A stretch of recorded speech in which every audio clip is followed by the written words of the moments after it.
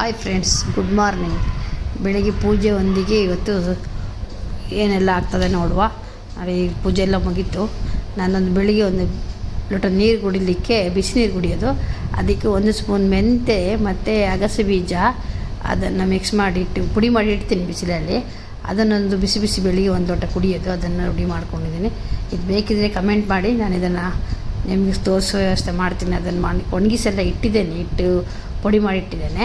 ಹಾಗಾಗಿ ಇದನ್ನೊಂದು ಲೋಟ ಕುಡಿಯೋದು ಸ್ವಲ್ಪ ಆರೋಗ್ಯಕ್ಕೆ ಸ್ವಲ್ಪ ಒಳ್ಳೆಯದಾಗ್ತದೆ ಅಂತಲೇ ಹೇಳ್ಬೋದು.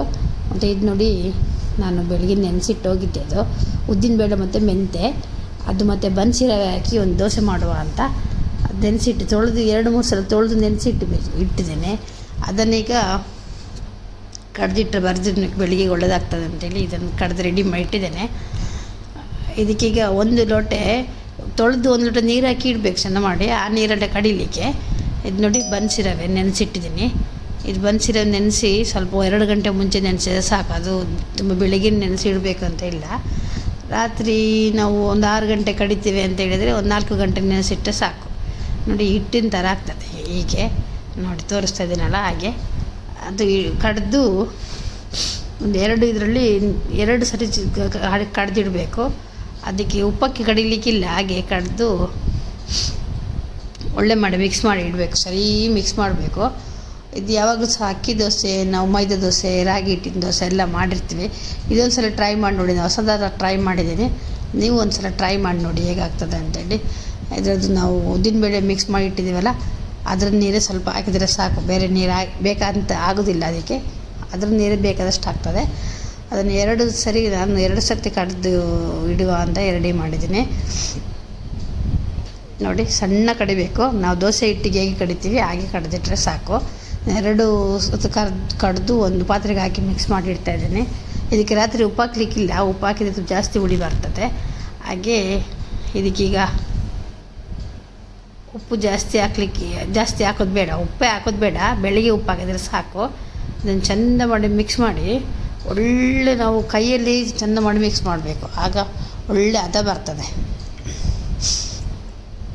ನೋಡಿ, ಹೀಗೆ ಥರ 2 ಸತಿ ಕಡ್ದಿದ್ದೀನಿ ನಾನು. ಯಾಕೆಂದರೆ 1 ಸತಿ ಕಡಿಬೋದು, ಆದರೆ ಬೇಡ ಅಂತ 2 ಸತಿ ಕಡ್ದಿದ್ದೀನಿ.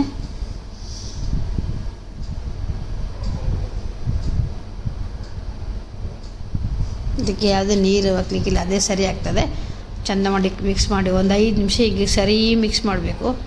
ಮಿಕ್ಸ್ ಮಾಡಿ ಹಾಗೆ ಮುಚ್ಚಿಟ್ಟರೆ ಸಾಕು, ಒಳ್ಳೆ ಹದ ಬರ್ತದೆ. ಒದಗಿ ಬಂದಿರ್ತದೆ ಮಾತ್ರ, ತುಂಬ ಒದಗಿ ಬಂದಿತ್ತು. ನಾವು ಚಮಚದಲ್ಲೆಲ್ಲ ಮಿಕ್ಸ್ ಮಾಡಿದರೆ ಅದು ಕೆಲವು ಸಲ ಉಬ್ಬಿ ಬಂದಿರೋದೇ ಇಲ್ಲ. ನಾನು ಹೆಚ್ಚಿನ ಅಂಶ ನೋಡಿರ್ತೇನೆ, ಚಮಚದೆಲ್ಲ ಮಿಕ್ಸ್ ಮಾಡಿಟ್ಟಿರ್ತೇನೆ, ಅದು ಉಬ್ಬಿ ಬಂದಿರೋದೇ ಇಲ್ಲ. ಹಾಗಾಗಿ ನಾನೀಗ ಕೈಯಲ್ಲೇ ಮಿಕ್ಸ್ ಮಾಡಿಡೋದು, ಆಗ ಒಳ್ಳೆ ಉಬ್ಬಿ ಬಂದಿರ್ತದೆ. ಇದನ್ನೊಂದು ಪ್ಲೇಟ್ ಹಾಕಿ ಮುಚ್ಚಿಟ್ರೆ ಆಯಿತು. ಬೆಳಗ್ಗೆಗೆ ಸರಿಯಾಗಿರ್ತದೆ. ಇದನ್ನೊಂದು ಹೊಸ ಥರ ಟ್ರೈ ಮಾಡಿದ್ದೀನಿ. ನೀವು ಸಲ ಟ್ರೈ ಮಾಡಿ ನೋಡಿ ಹೇಗಾಗ್ತದೆ ಅಂತ. ನಿಮಗೂ ಟ್ರೈ ಮಾಡಿ ನೋಡಿ ಕಮೆಂಟಲ್ಲಿ ಖಂಡಿತವಾಗಿ ತಿಳಿಸಿ ಹೇಗಾಗಿದೆ ಏನಂತ.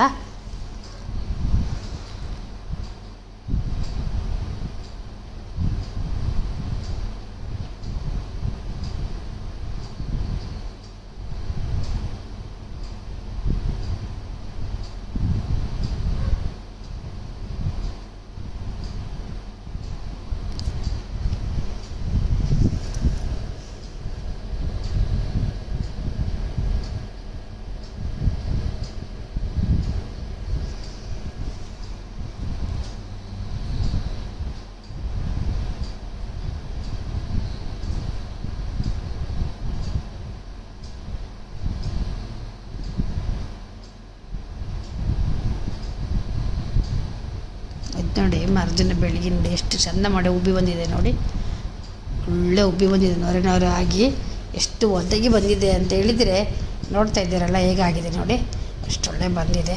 ಅದಕ್ಕೆ 1 ಸ್ಪೂನ್ ಉಪ್ಪು ಹಾಕಿ, ಮತ್ತು ಬೇಕಿದ್ರೆ 1 ಸ್ಪೂನ್ ಸಕ್ಕರೆ ಸಾಕೊಳ್ಳಿ ನೀವು.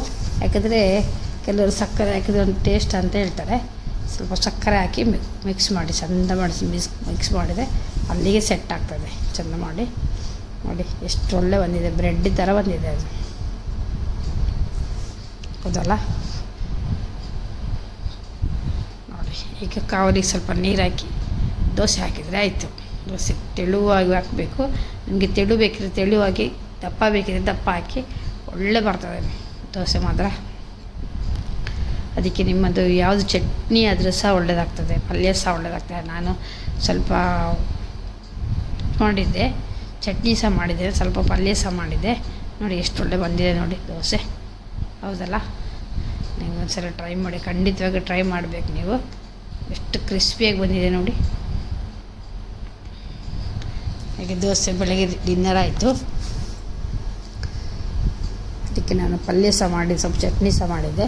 ಹಾಗೆ ನಾನು ಸ್ವಲ್ಪ ತರಕಾರಿ ತಗೊಂಬಂದಿದ್ದೆ ಸಂತೆಯಲ್ಲಿ, ಅವ್ರಿಗೆ ಗೊತ್ತಿಲ್ಲ ನಾನು ವೀಡಿಯೋ ಮಾಡ್ತಿರೋದು. ಹಾಗೆ ನೋಡಿ ತರಕಾರಿ ಎಲ್ಲ ತೆಗೆದಿಡ್ತಿದ್ದಾರೆ ಸ್ವಲ್ಪ. ಮತ್ತು ಸ್ವಲ್ಪ ಬಟಾಣಿ ತಗೊಂಡು ಬಂದಿದ್ದೆ, ಬಟಾಣಿ ಎಲ್ಲ ತೆಗೆದು ಕಸ ಎಲ್ಲ ಹಾಕಿಕೊಂಡು ಬಟಾಣಿ ಬಿಡಿಸ್ತಾ ಇದ್ದಾರೆ. ಹಾಗೆ ಸ್ವಲ್ಪ ಉಪ್ಪು ಖಾಲಿಯಾಗಿತ್ತು, ಅದೇ ಟೈಮಲ್ಲಿ ನಾನು ಸ್ವಲ್ಪ ಉಪ್ಪು ಸಹ ಭರಣಿಗೆ ಹಾಕಿಟ್ಕೊಂಡೆ. ಮತ್ತೊಂದೇನು ತಗೋತಿಲ್ಲ ಫ್ರೆಂಡ್ಸ್, ಇವ್ರ ಮನೆಯವರು ನಮಗೆ ಏನೇ ಮಾಡಲಿಕ್ಕಿದ್ರು ಸಪೋರ್ಟ್ ಮಾಡಿದರೆ ನಾವು ಮುಂದುವರಿಲಿಕ್ಕೂ ಸ್ವಲ್ಪ ಧೈರ್ಯ ಬರ್ತದೆ. ಹಾಗಾಗಿ ಏನು ಮಾಡಿದರೂ ಸಹ ಒಂದು ಅಪ್ಪ ಮಕ್ಕಳೆಲ್ಲ ಒಂದು ಧೈರ್ಯ ಬರಲಿಕ್ಕೆ ಒಂದು ಹೆಲ್ಪ್ ಮಾಡ್ತಾರೆ ಅಂತಲೇ ಹೇಳ್ಬೋದು. ಉಪ್ಪೆಲ್ಲ ಜೋಡಿಸ್ಕೊಳೋದು ಮಾಡ್ಕೊಂಡಾಯಿತು. ಇದನ್ನೆಲ್ಲ ತಗೊಂಡೋಗಿ ಇಲ್ಲಿ ಸೆಟ್ ಮಾಡಿ ಇಟ್ಕೊಂಡ್ರೆ ಹಾಗೆ ಆಗ್ತದೆ ಅಂಥೇಳಿ ನೋಡಿ ರೆಡಿ ಮಾಡಿ ಇಟ್ಕೊಂಡೆ. ಈಗ ಪದಾರ್ಥ ಮಾಡಲಿಕ್ಕೆ ನಾನು ಒಂದು 4-5 ಮೊಟ್ಟೆ ಹಾಕಿ, 1-2 ಬಟಾಟೆ ಹಾಕಿ ಒಂದು ಪದಾರ್ಥ ಮಾಡುವ ಅಂತ ಎಣಿಸ್ಕೊಂಡೆ. ಅದಕ್ಕೆ ಪದಾರ್ಥ ಮಾಡಲಿಕ್ಕೆ ಬಟಾಟೆ ಮತ್ತು ಟೊಮೊಟೊ ಹಾಕಿ ಕಟ್ ಮಾಡ್ತಾಯಿದ್ದೇನೆ. ಕಟ್ ಮಾಡಿ ಇದೆಲ್ಲ ಮಸಾಲೆ ತೆಗೆದಲ್ಲಿ ತೋರಿಸ್ಲಿಲ್ಲ, ಯಾಕಂದರೆ ನಿಮಗೆ ಬೋರ್ ಆಗ್ತದೆ ಅಂತೇಳಿ ತೋರಿಸ್ಲಿಲ್ಲ. ಯಾವಾಗಲೂ ತೆಗೆದು ನೀವು ನೋಡಿರ್ತೀರ ಮಸಾಲೆ ತೆಗೆಯೋದೆಲ್ಲ. ಹಾಗೆ 2 ಟೊಮೊಟೊ ಮತ್ತು 2 ಬಟಾಟೆನ ತೊಳೆದು ಸಿಪ್ಪೆ ತೆಗೆದು ಕಟ್ ಮಾಡ್ಕೊಳ್ತಾ ಇದ್ದೇನೆ.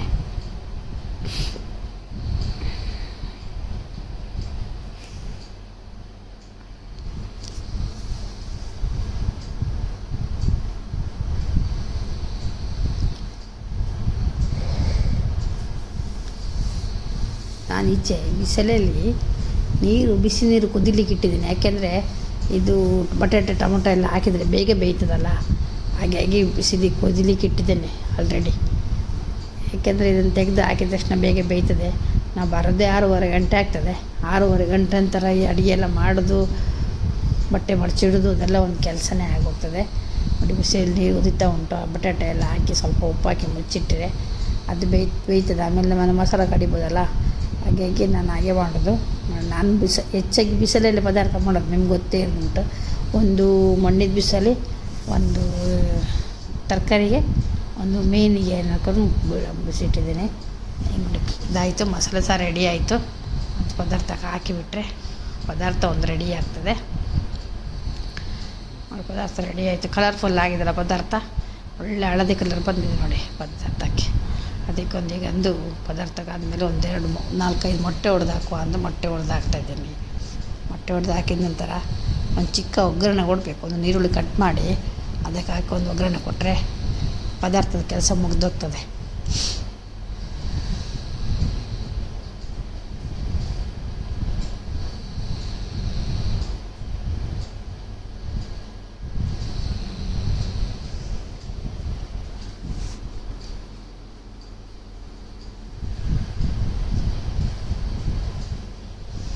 ಈಗ ನೋಡಿ ಒಂದು ಈರುಳ್ಳಿ ಕಟ್ ಮಾಡಿ ಹಾಕಿದ್ದೀನಿ, ಸ್ವಲ್ಪ ತೆಂಗಿನೆಣ್ಣೆ ಹಾಕಿ ಒಂದು ಒಗ್ಗರಣೆ ಮಾಡಿ ಮೊಟ್ಟೆ ಸಾರಿಗೆ ಹಾಕಿದರೆ ಒಳ್ಳೆ ಪರಿಮಳ ಬರ್ತದೆ ಮೊಟ್ಟೆ ಪದಾರ್ಥ.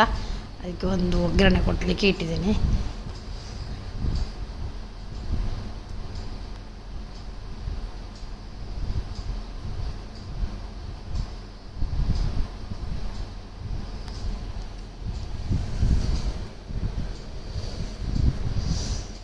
ನೋಡಿ ಪದಾರ್ಥಕ್ಕೊಂದು ಒಗ್ಗರಣೆ ಸಹ ಆಯಿತು.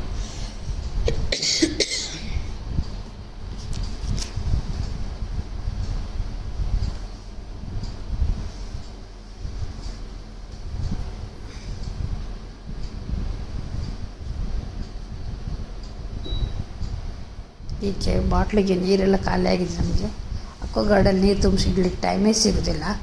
ಹಾಗಾಗಿ ಸ್ವಲ್ಪ ಅಕ್ವಾಗಾರ್ಡಿಗೆ ಅಕ್ವಾಗಾರ್ಡ್ ಆನ್ ಮಾಡಿ ಒಂದು 4 ಬಾಟ್ಲಿಗೆ ನೀರು ತುಂಬಿಸಿಟ್ಕೊಳ್ಳುವ ಅಂತ ನೀರು ಸಹ ತುಂಬಿಸಿಟ್ಕೊಳ್ತಿದ್ದೀನಿ. ಅದರ ಮಿಡ್ಲಲ್ಲಿ ಯಾವುದೇ ಅದಕ್ಕೆ ಟೈಮ್ ಸಿಗುತ್ತೆ ಅದಾದ ಕೆಲಸ ಮಾಡ್ಕೊಳ್ಳೋದು ಮಿಡ್ಲಲ್ಲಿ. ಹಾಗಾಗಿ ನೋಡಿ ಇದೊಂದು ಕೆಲಸ ಸಹ ಆಗೋಗ್ತದೆ. ಮಿಡ್ಲಲ್ಲಿ ಒಂದು ಕೆಲಸ ನಮಗೆ ಇದೆಲ್ಲ ಮಕ್ಕಳು ಮಾಡ್ತಾರೆ, ಒಂದೊಂದು ಸಲ ನಾನು ಮಾಡಬೇಕಾಗ್ತದೆ.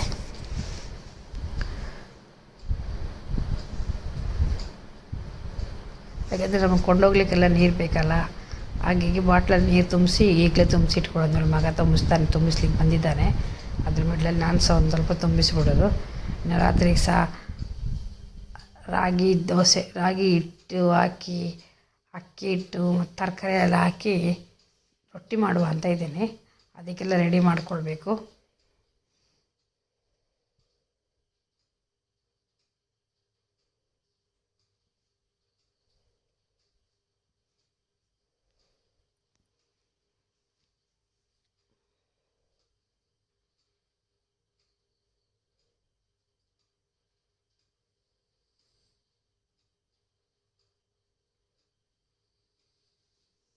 ನೀರು ಸಹ ತುಂಬಿಸಾಯಿತು.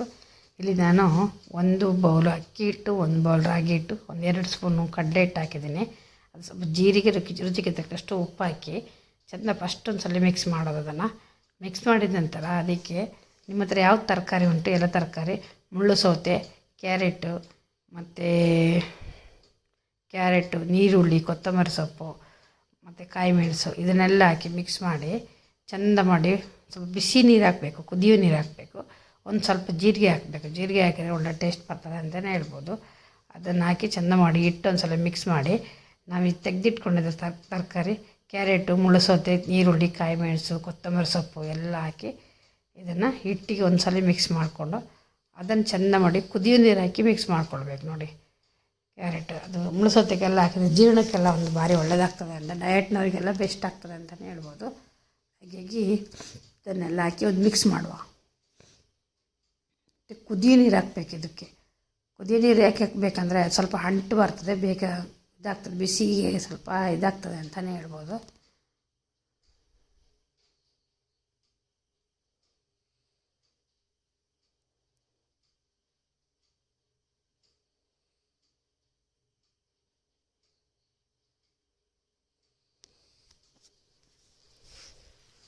ನಾನು ಆಲ್ರೆಡಿ ಬಿಸಿ ನೀರು ಮಾಡಿಟ್ಟಿದ್ದೇನೆ.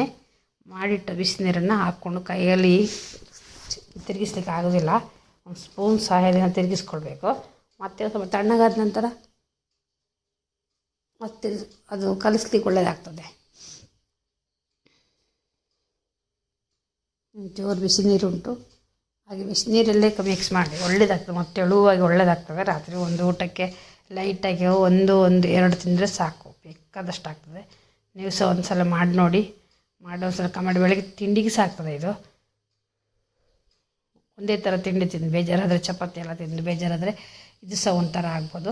ಸಾಫ್ಟಾಗಿ ಆಗ್ತದೆ ನೋಡಿ, ಈ ಥರ ಒಳ್ಳೆ ಸಾಫ್ಟ್ ಆಗ್ತದೆ. ಇದನ್ನು ಫಸ್ಟ್ ಮಾತ್ರ ಒಂದು ಬಟ್ಟೆ ಇಲ್ಲ ಪ್ಲೇಟಲ್ಲಿ ಮುಚ್ಚಿಡಬೇಕು, ಗಾಳಿ ಹೋಗ್ಲಿಕ್ಕೆ ಬಿಡಬಾರ್ದು, ಯಾಕೆಂದರೆ ಡ್ರೈ ಆಗ್ತದೆ.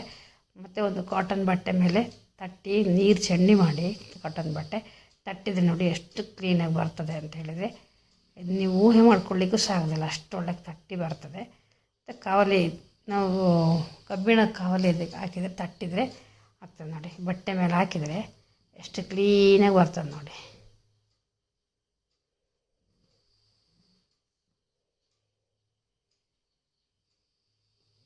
ನೋಡಿ ಎಷ್ಟು ಸ್ವಲ್ಪ ಬಿಸಿಗೆ ಅಲ್ಲಿಗೆ ಅಂಟಿಕೊಳ್ತದೆ, ಎಷ್ಟು ಕ್ಲೀನಾಗಿ ಬಂದಿದೆ.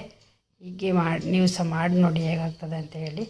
ಹಾಗೆ ನಮ್ಮದು ವಿಡಿಯೋ ಹೇಗಾಗ್ತಾ ಉಂಟು ಅಂತ ಕಮೆಂಟಲ್ಲಿ ತಿಳಿಸಿ. ಈ ವಿಡಿಯೋ ನೋಡಿ ಸಪೋರ್ಟ್ ಮಾಡಿದ್ದಕ್ಕೆ ಎಲ್ಲರಿಗೂ ಧನ್ಯವಾದಗಳು. ಹಾಗೆ ಯಾರೆಲ್ಲ ಸಬ್ಸ್ಕ್ರೈಬ್ ಮಾಡ್ಕೊಂಡಿಲ್ಲ ಸಬ್ಸ್ಕ್ರೈಬ್ ಮಾಡ್ಕೊಂಡು ನೋಡಿ. ಎಲ್ಲರಿಗೂ ಧನ್ಯವಾದಗಳು. Thank you for watching.